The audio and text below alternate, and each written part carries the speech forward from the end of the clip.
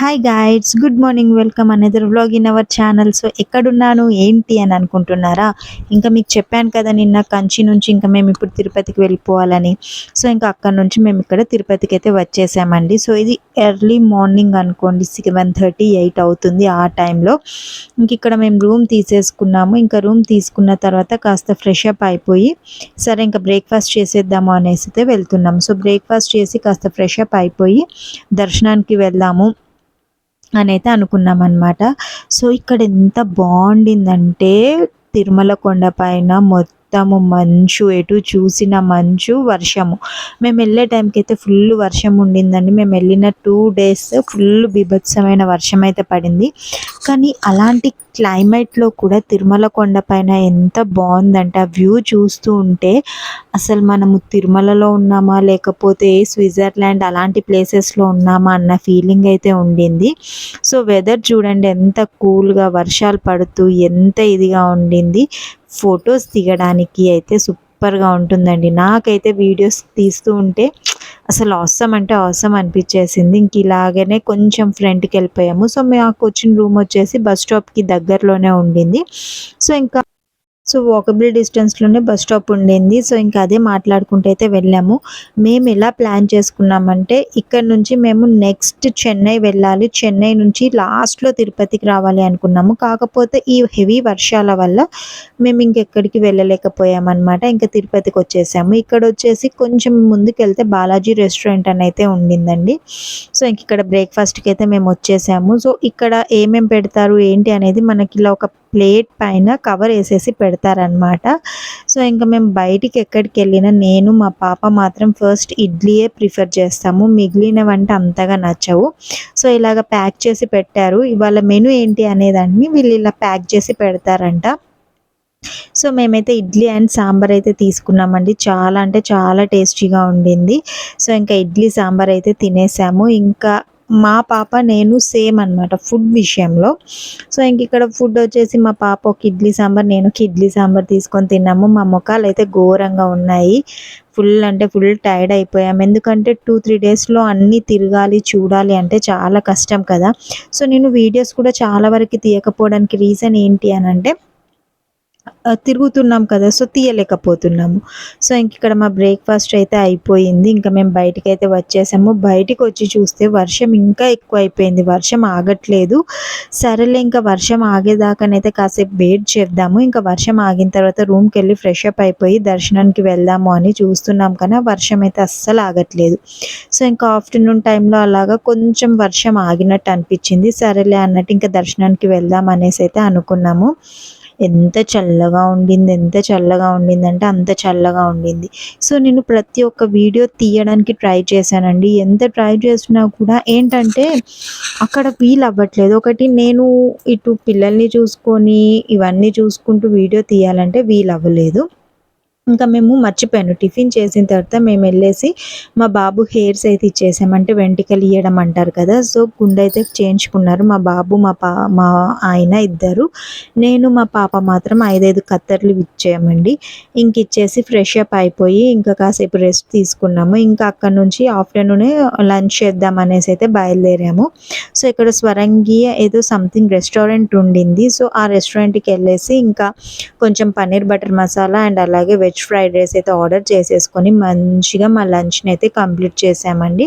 So ఇక్కడ చూసారా Sarangi hotel Sarangi అనమాట. సో ఇక్కడ ఫుడ్ అయితే బాగుండింది. సో ఇక్కడ మనకి థాలీస్ అవి కూడా అవైలబుల్లో ఉంటాయి. కానీ థాలీ తీసుకుంటే మేము తినలేము. పిల్లలైతే థాలీ కంప్లీట్ చేయలేరు కదా, ఎందుకులే అని ఇంకా అలా తీసుకున్నాం. ఇంకా తినేసి ఫస్ట్ అయితే పుష్కరిణికి అయితే వెళ్ళిపోయామండి.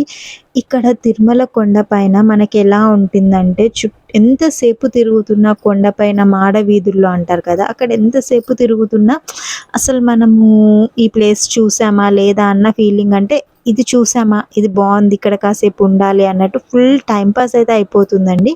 సో అలాగా మేము చుట్టూ తిరుగుతూనే ఉన్నాము. చాలా బాగా అనిపించేసింది. సో మేము వెళ్ళేసరికి ఒక 4-5 ఆ టైం అయింది కాబట్టి మాకు ఈవినింగ్ టైం కాబట్టి చాలా అంటే చాలా వర్షం తగ్గింది. చాలా బావుండింది. అండ్ ఇలా కొంచెం అటు ఇటు తిరుగుతూ వరాహస్వామి అవతారంలో వరాహస్వామి ఉంటాడు కదా! సారీ అతన్ని దర్శనం చేసేసుకొని ఇంకా మేమైతే దర్శనానికి వెళ్ళిపోయామండి. సో, దర్శనానికి ఇబ్బందేం అవ్వలేదు. దర్శనం ఫాస్ట్‌గానే అయిపోయింది. ఇంకా దర్శనం అయిపోయిన తర్వాత నెక్స్ట్ డే మార్నింగ్ మేమెక్కడికెళ్ళాము ఏంటి అనేది నేను నెక్స్ట్ వీడియోలోనైతే అప్‌లోడ్ చేస్తాను. ఒకే వీడియోలో అన్నీ పెట్టాలంటే వీడియో లెంతీగా అయిపోతుంది కదా! ఇది పుష్కరిణి మీ అందరికీ తెలిసిందే కదా! నేను కొత్తగా చెప్పేదేముంది. ఇక్కడ మాత్రం వాటర్ ఎంత ఫ్రెష్‌గా ఉన్నాయంటే ఇక్కడ వర్షం పడింది. చల్లగా ఉంటుంది. పుష్కరిణిలో దిగగలుగుతామా లేదా అనైతే అనుకున్నాము.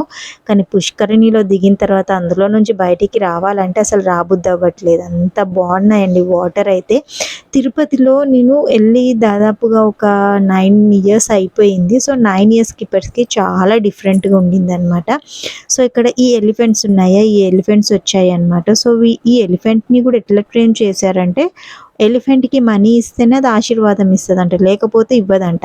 సో, అలాగ పెట్టేసారు. ఇంకేంటో ఏం అర్థం అవ్వలేదు. సో, ఇది మేము దర్శనం కంప్లీట్ చేసుకొని బయటికొచ్చిన తర్వాత అనమాట. ఇంకా మేము నైట్ వెళ్ళిపోయామండి దర్శనానికి. ఇంకా మార్నింగ్ అయిపోయింది. దర్శనం కంప్లీట్ చేసేసుకొని వచ్చాము. దర్శనం మాత్రం సూపర్‌గా అయ్యింది. ఎంత బాగా అయ్యిందంటే అంత బాగా అయిపోయింది. దర్శనం చేసుకొని బయటికొచ్చాక ఆ ఫీల్ ఉంటది చూసారా? అసలు అది ఎక్స్‌ప్రెస్ చేయలేమండి. ఎంతైనా తిరుపతి, తిరుపతి ఐ మీన్ తిరుమల, తిరుమలనే కదా! సో, ఇక్కడ కొంచెం ఫోటో సెక్షన్ అది ఇది అయితే అయిపోయింది.